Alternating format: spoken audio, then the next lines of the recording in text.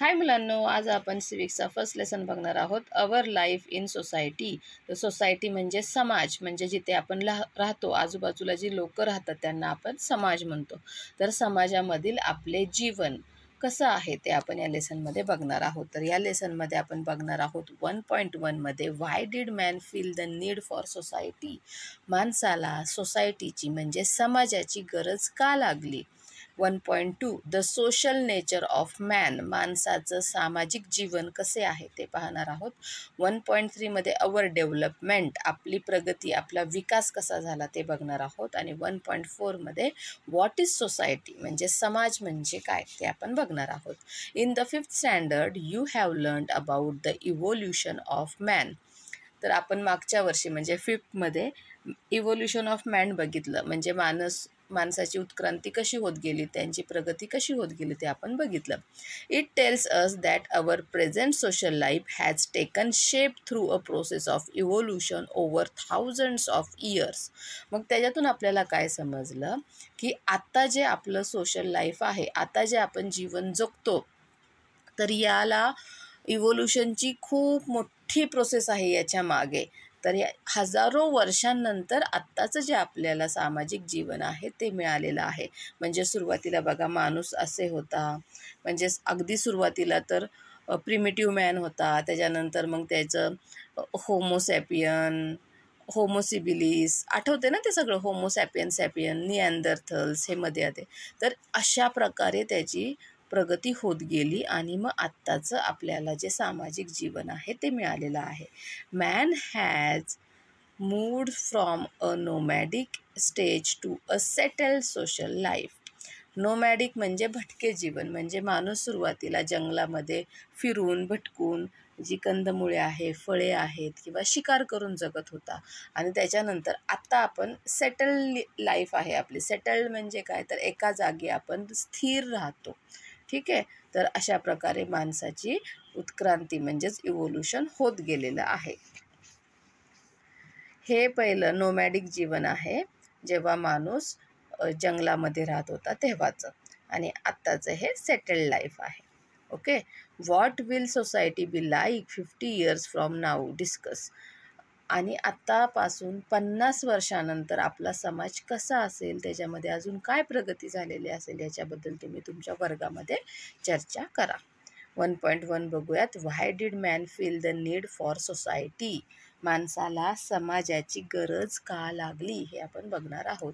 A stable and secure community life is necessary for the development of the individual as well as society.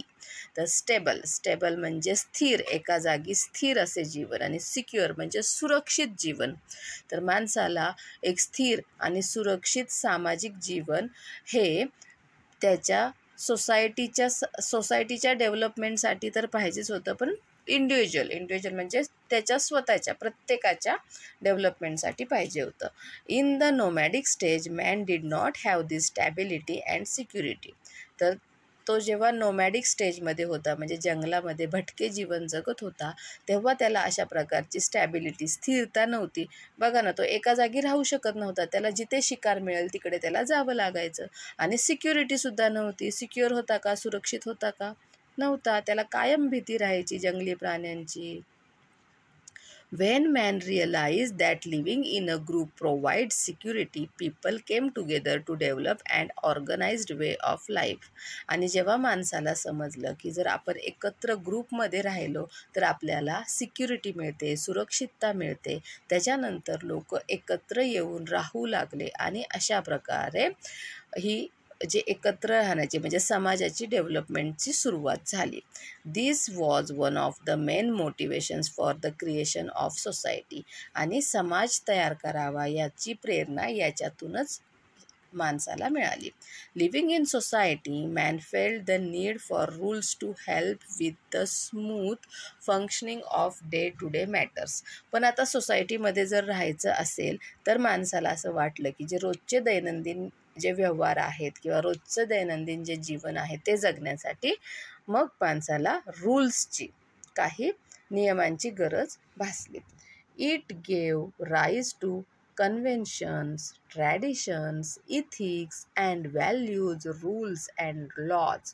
आणि त्याच्यातून मग ज्या रूढी, परंपरा, नीतिमूल्ये, कायदे, नियम यांचे सुरुवात झाली. Man's life in society became more organised and stable. आणि त्याच्यामुळे या नियम, कायदे, कानून किंवा ज्या रूढी, परंपरा आहेत, तर याच्यामुळे माणसाचं जीवन अजून स्थिर बनलं. 1.2 मध्ये बघूया the social nature of man. आता माणसाचं सामाजिक जीवन कसं आहे ते आपण बघूयात. Man is social by nature. जो मानव आहे, माणूस आहे, तर तो स्वभावतः नैसर्गिकरित्या सोशल आहे, सामाजिक आहे. We all basically like to live with one another in each other's company and with people around us. तर आपल्या सर्वांनाच एकमेकांसोबत राहायला आवडतं, एकमेकांची सोबत आवडते, लोक आपल्या आजूबाजूला असलेली आवडतात. सोशल बाय नेचर म्हणजे काय? जर तुम्हाला एकटं कुठं राहायला सांगितलं, तुम्हाला करमेल का? 1 दिवस करमेल, 2 दिवस करमेल, पण रोज रोज तेच तेच एकटंच राहून करमणार आहे का? आपल्याला आपले घरचे लागतात, आईवडील लागतात, आजी आजोबा, भाऊ बहीण, मित्र मैत्रिणी, हे सर्व लोक लागतात की नाही? मग यालाच आपण सोशल म्हणतो. Living with people not only makes us happy, it is also our need. तर लोकांसोबत राहायचं हे कशासाठी? तर फक्त आपल्याला आपण हॅप्पी होतो, आपल्याला आनंद मिळतो म्हणून राहायचं का? तर नाही, ती आपली गरजसुद्धा आहे. कारण आपल्याला जर समजा काही मदत लागली तर आपल्याला आजूबाजूला लोक असलेली चांगली असतात. इतर कुठल्या गोष्टींसाठी सुद्धा आपले सुख आपण त्यांना सांगू शकतो, आपले दुःख सांगू शकतो. आपल्याला जर करमत नसेल तर आपण आपल्या मित्रांमध्ये जाऊन राहू शकतो, हो ना? त्यासाठी आपल्या आजूबाजूला लोक पाहिजेत. We have many needs. आपल्या खूप साऱ्या गरजा आहेत. Food, shelter, clothing are our physical needs. त्यातल्या आपल्या भौतिक फिजिकल गरजा काय आहेत? तर फूड म्हणजे खायला अन्न पाहिजे, शेल्टर म्हणजे राहायला घर पाहिजे, आणि क्लोथिंग कपडे पाहिजेत. ठीक आहे, ह्या झाल्या आपल्या physical needs. Once these are satisfied, man gets a sense of stability, but that is not enough. जर आता आपल्याला फूड भेटलं, शेल्टर भेटलं, क्लोथ्स भेटले, म्हणजे अन्न भेटलं खायला, वस्त्र भेटले, कपडे भेटले घालायला, आणि घर भेटलं राहायला, तर आपल्या सगळ्या गरजा पूर्ण झाल्या. म्हणजे आपण सॅटिस्फाय झालो का? आपण समाधानी झालो का? नाही. पण एवढंच पुरेसं नाही आहे. तर हे झाल्या फिजिकल, म्हणजे आपल्या अवतीभोवतीच्या गरजा झाल्या. We also have some emotional and psychological needs. तर आपल्या काही इमोशनल म्हणजे भावनिक, आणि सायकोलॉजिकल म्हणजे मानसिक गरजासुद्धा आहेत. For example, to feel secure is an emotional need. की आपल्याला सुरक्षित वाटणं, सिक्युअर वाटणं, सेफ वाटणं, ही आपली इमोशनल नीड आहे, आपली ही भावनिक गरज आहे. When we are happy, we wish to share our happiness with others. जेव्हा आपण खुश असतो, आनंदी असतो, तेव्हा आपल्याला आपला जो आनंद आहे तो दुसऱ्यांसोबत शेअर करायला आवडतं. Similarly when we are sad, we wish to have somebody with us. त्याचप्रमाणे जेव्हा आपण सॅड असतो, दुःखी असतो, तेव्हा वाटतं आपल्यासोबत कोणीतरी असावं. We like the companionship of our family members, relatives and friends. Companionship म्हणजे आपल्याला त्यांच्यासोबत राहणं आवडतं, सहवास आवडतो. तर आपल्याला आपल्या फॅमिली मेंबर्सचा, आपले जे रिलेटिव्स आहेत, नातेवाईक आहेत, फ्रेंड्स आहेत, मित्रमैत्रिणी आहेत, तर त्यांचा सहवास आवडतो. This feelings reflect our social nature. आणि या सगळ्या ज्या फिलिंग्स आहेत आपल्या सोशल जे नेचर आहे, सामाजिक जीवन आहे, त्याच्यामध्ये आपल्याला दिसून येतात. Speak and write. बोला आणि लिहा. You have got the first prize in the drawing competition. तुम्हाला ड्रॉइंग कॉम्पिटिशनमध्ये फर्स्ट प्राईज मिळालेला आहे. Will you keep it to yourself or show it to your friends. तर ते तुम्ही तुमच्याजवळच ठेवाल का तुमच्या फ्रेंड्सला दाखवाल? तर फ्रेंड्सला दाखवणार, हो की नाही? How do you expect them to respond. मग तुम्ही जर तुमच्या फ्रेंडला ते गिफ्ट, ते प्राईज दाखवलं, तर तुम्हाला काय वाटतं? तुमच्या फ्रेंड्सनी काय म्हणावं? तर त्यांनी खुश व्हावं, त्यांनी तुम्हाला कॉंग्रॅच्युलेशन्स म्हणावं, असं वाटतं ना? What were your feelings after their response. आणि ते जेव्हा तुम्हाला कॉंग्रॅच्युलेशन्स म्हणतील, तुमचं अभिनंदन करतील, तेव्हा तुम्हाला काय वाटेल? तर खूप खूप खूप आनंद होतो की नाही आपल्याला, जर आपल्याला आपलं कोणी कौतुक केलं तर. ठीक आहे. तर त्यानंतर काय वाटेल तिथे दिलेलं आहे, felt very happy about the appreciation. जसं मी आत्ता म्हटलं, त्यांनी तुम्हाला ॲप्रिशिएट केलं, तुमचं कौतुक केलं, तर त्याचा तुम्हाला आनंद होतो. Felt motivated to draw good pictures. त्याचसोबत तुम्हाला मोटिवेशनसुद्धा भेटतं की आता अजून चांगले चांगले आपण ड्रॉइंग केले पाहिजेत. Write more about the feelings you experience. आणि याच्या व्यतिरिक्त अजून काय तुम्हाला फिलिंग्स वाटत असतील तर ते सुद्धा तुम्ही लिहायचे आहेत. You know that food, cloth, shelter, education and health are our basic needs. आपल्या बेसिक नीड्स काय आहेत, आपल्या म्हणजे एवढं तर आपल्याला पाहिजेच. या गरजा काय आहेत, तर फूड, क्लोथ्स, शेल्टर, एज्युकेशन म्हणजे शिक्षण आणि हेल्थ म्हणजे आरोग्य. तर ह्या सर्व आपल्या बेसिक नीड्स आहेत. Due to the labour and skills of people in the society a variety of articles are produce. तर आता आपण ज्या समाजामध्ये राहतो तिथं खूप सारे वेगवेगळे लोक असतात आणि त्यांच्यामध्ये वेगवेगळ्या कला असतात, ते वेगवेगळे कष्ट करतात. त्याच्यानुसार मग समाजामध्ये वेगवेगळे आर्टिकल्स म्हणजे वेगवेगळ्या वस्तू तयार होत असतात. Education and health related services and facilities allow us to live with dignity. शिक्षण आणि आरोग्यविषयक सेवांमुळे किंवा त्याच्या ज्या फॅसिलिटी आपल्याला भेटतात त्याच्यामुळे आपण डिग्निटी म्हणजे सन्मानाने राहू शकतो. All this is made available in a society. हे सर्व आपल्याला सोसायटीमध्ये, आपल्या समाजामध्ये भेटतात. A variety of industries and occupations help to fulfil our needs. खूप साऱ्या इंडस्ट्रीज आहेत, कारखाने आहेत, ऑक्युपेशन्स आहेत, उद्योगधंदे आहेत. त्याच्यामुळे आपल्याला आपल्या गरजा पूर्ण करण्यासाठी मदत होते. For example, we need books for studying. आपल्याला अभ्यास करण्यासाठी पुस्तके लागतात. And paper for books. आणि त्या पुस्तकांसाठी पेपर लागतो. That is why occupations like manufacturing, paper, printing, book binding etcetera also develop. आणि आपल्याला पुस्तक लागते म्हणजे सुरुवातीला हा पेपर बनतो, ब्लँक पेपर असतो, कोरा कागद असतो. त्याच्यावरती मग हे जे लिहिलेलं आहे हे प्रिंट करावं लागतं. ठीक आहे. त्याच्यानंतर हे वेगवेगळे जे पेजेस आहेत ते एकत्र बाइंड करावे लागतात. अशा प्रकारे ते बघा, हे बुक बाइंड केलेलं आहे ना, हे वेगवेगळे पेपर एकत्र बांधलेले आहेत. ठीक आहे. अशा प्रकारे वेगवेगळे मग बिझनेस, ऑक्युपेशन्स, उद्योगधंदे जे आहेत ते डेव्हलप होत असतात, तयार होत असतात. Many people contribute to this process. आणि हे सर्व एक पुस्तक तयार करण्याच्या प्रोसेसमध्ये खूप साऱ्या लोकांचा सहभाग असतो. Thus the variety of occupations in the society help us in fulfilling our needs. आणि याचमुळे वेगवेगळे ऑक्युपेशन्स आहेत, उद्योगधंदे आहेत आपल्या सोसायटीमधले, समाजामधले, जे की आपल्याला आपल्या गरजा पूर्ण करण्यासाठी मदत करत असतात.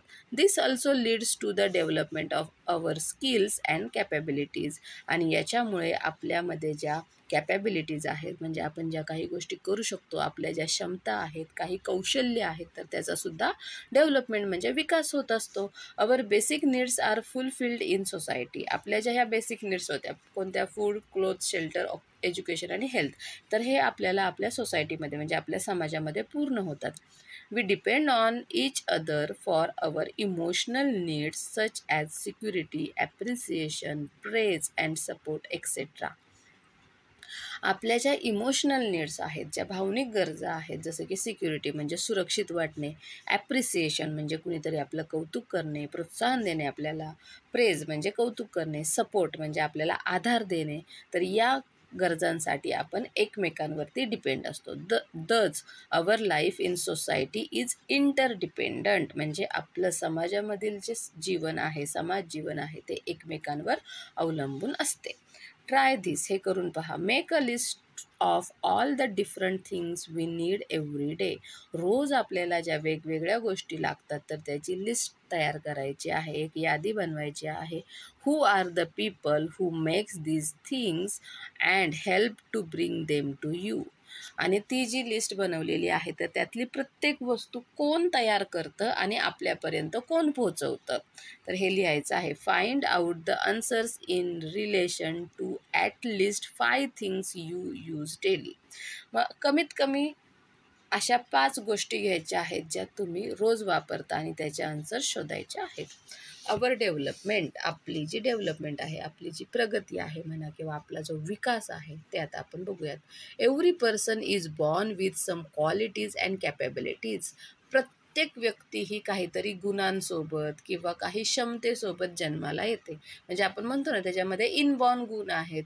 म्हणजे कोण कोण जन्मताच हुशार असतं, खूप हुशार असतं, कोणाचं आवाज चांगला असतो, कोणामध्ये ॲक्टिंगची कला चांगली असते, कोण ड्रॉइंग चांगलं काढत असतं, कोण डान्स चांगलं करत असतं. तर ह्या इनबॉर्न क्वालिटीज आहेत त्यांच्या, म्हणजे ते जन्मताच त्याच्यामध्ये आलेले ते गुण आहेत. But they are dormant. Dormant म्हणजे सुप्तावस्थेत, म्हणजे त्या माणसाला माहीतच नसतं की आपल्यामध्ये ती क्वालिटी आहे. ठीक आहे. दे डेव्हलप इन अ सोसायटी. मग त्या गोष्टी ज्या आहेत, ते जे गुण आहेत, ते समाजामध्ये डेव्हलप होतात. म्हणजे आता समजा कोणाला माहीतच नसेल की आपल्याला चांगलं ड्रॉइंग काढता येतं, पण स्कूलमध्ये जेव्हा आपण जातो तेव्हा आपल्याला ड्रॉइंग काढायला सांगितलं, तेव्हा आपण चांगलं ड्रॉइंग काढतो. मग आपल्या आईवडिलांना कळतं, की आपल्या जे रिलेटिव्ज आहेत त्यांना कळतं, अरे वा, हा तर खूप छान ड्रॉइंग काढतो, म्हणजे ह्याच्यामध्ये ड्रॉइंगची कॅपॅसिटी आहे, असं त्यांना समजतं. म्हणजे हे जे सगळे जे गुण आहेत, तर ते सोसायटीमध्ये डेव्हलप होतात. We use language to communicate with one another, but we can not do so at birth. आपण एकमेकांसोबत बोलण्यासाठी लँग्वेज म्हणजे भाषेचा वापर करतो, पण आपण जन्मताच हे करू शकतो का? नाही, कारण आपण जेव्हा जन्मतो तेव्हा आपल्याला बोलता येत नाही. We learn language gradually. आपण हळूहळू भाषा शिकतो. Our first language is the one that is spoken at home. आपली जी पहिली भाषा किंवा आपली जी मातृभाषा आहे ती कोणती आहे? जी आपल्या घरी बोलली जाते. If our neighbour speak different languages, we pick up those too. जर आपले शेजारी वेगळी भाषा बोलत असतील तर आपण त्यासुद्धा भाषा शिकतो. Schools also provide opportunities to learn different languages. शाळेमध्ये सुद्धा वेगवेगळ्या प्रकारच्या भाषा शिकवल्या जातात. हिंदी, मराठी, इंग्लिश ह्या तर कंपल्सरी असतातच. त्यासोबत संस्कृत शिकवली जाते. काही शाळेमध्ये जापनीज शिकवतात, कुठे जर्मन शिकवतात. अशा वेगवेगळ्या भाषा ह्या शिकवल्या जातात. We also have the capacity to think independently. आपण स्वतंत्रपणे विचार करू शकतो, तशी आपल्यामध्ये क्षमता असते. For example, when all the students in a class are given the same topic for an essay, why is it that no two essays are the same? म्हणजे आपण इंडिपेंडंटली विचार करू शकतो म्हणजे काय? जर समजा आपल्याला स्कूलमध्ये एखादा टॉपिक दिला एसेसाठी, माय फेवरेट फेस्टिवल, तर प्रत्येकाचे एसे हे वेगवेगळे असतात, कारण प्रत्येकजण इंडिपेंडंटली विचार करतो. दोन एसे कधी एकसारखे असतात का? तर नाही. It is because the thought process in each is different. कारण प्रत्येकाची विचार करण्याची पद्धत ही वेगळी असते. Society helps in the development of our emotional capabilities and the power to think. तर सोसायटीमध्ये आपल्या ह्या ज्या इमोशनल कॅपॅबिलिटीज आहेत, म्हणजे आपल्या भावनिक क्षमता आहेत त्या, आणि आपली विचार करण्याची जी क्षमता आहे, पॉवर आहे, तर ती डेव्हलप होत असते, तिचा विकास होत असतो. It also provides the opportunity for expressing our thoughts and feelings. आणि सोसायटीमध्ये आपल्याला आपले विचार, आपल्या भावना ह्या एक्सप्रेस करण्याच्या, मांडण्याच्या, बोलण्याच्या अपॉर्च्युनिटी, संधीसुद्धा मिळतात. The development of our artistic and other talents also takes place in society. आपले जे आर्टिस्टिक म्हणजे आपल्यामध्ये जे काही कलागुण असतील किंवा आपलं जे टॅलेंट असेल, तर ते सुद्धा आपल्याला सोसायटीमध्ये डेव्हलप करण्याची संधी मिळते. Singers, musicians, artists, scientists, adventurers, social workers can all develop their qualities further because of the backing and encouragement of society. This encouragement is very important. जे सिंगर्स म्हणजे गायक आहेत, जे गाणी म्हणतात, म्युझिशियन्स जे म्युझिक वाजवतात, आर्टिस्ट जे कलाकार असतात, सायंटिस्ट जे शास्त्रज्ञ असतात, शोध लावतात वेगवेगळे, ॲडव्हेंचरर्स म्हणजे कोण ट्रेकर असेल, काही ॲडव्हेंचर करतात, म्हणजे समजा एखादा समुद्रामध्ये खूप खोलवर जायचं आहे स्विमिंग करत, किंवा एखादा अवघड किल्ला आहे तो ट्रेक करायचा आहे, असे जे ॲडव्हेंचर करतात वेगवेगळे, किंवा सोशल वर्क असतात म्हणजे जे सामाजिक कार्य करतात. तर अशांच्या ज्या क्वालिटीज आहेत, गुण आहेत, तर ते ह्या सोसायटीच्याच बॅकिंगने, आधाराने, एनकरेजमेंट म्हणजे प्रोत्साहनामुळे त्यांना एवढा डेव्हलप होत असतात, त्यांना प्रगती मिळत असते. आणि ही जी एनकरेजमेंट आहे, ही जे प्रोत्साहन देणं आहे, तर ते खूप महत्त्वाचं आहे. बघा, तुम्ही जर एखादं कोण गाणं म्हणत असेल, जर तुमचं कौतुक झालं, अरे वा किती छान गाणं म्हणत आहे, तर आपल्याला त्याच्यातून एनकरेजमेंट मिळते की नाही, की आपण अजून छान गाणं शिकलं पाहिजे, अजून छान गाणं म्हटलं पाहिजे. हो ना? म्हणजे कोणत्याही गोष्टीसाठी एनकरेजमेंट म्हणजे प्रोत्साहन हे महत्त्वाचं असतं. आता 1.4 बघूयात. What is meant by society. आता सोसायटी म्हणजे काय, समाज म्हणजे काय ते बघूयात. Society includes all people, main, women, grown ups, old people, young children. तर सोसायटी म्हणजे काय, तर सोसायटीमध्ये माणसे, स्त्रिया, ग्रोन अप म्हणजे जी मोठी मुलं आहेत, म्हणजे समजा 12 वर्षापुढील 18 वर्षापर्यंतचे ते ग्रोन अप मुले आहेत. ओल्ड पीपल म्हणजे वयस्कर जे लोक आहेत, म्हातारे लोक आहेत. आणि यंग चिल्ड्रन म्हणजे जी लहान मुले आहेत. तर या सगळ्यांचा समावेश सोसायटीमध्ये होतो. Our families are a part of the society. आपली जी फॅमिलीज आहेत, आपली जी कुटुंब आहेत, ते या सोसायटीचाच एक भाग आहेत.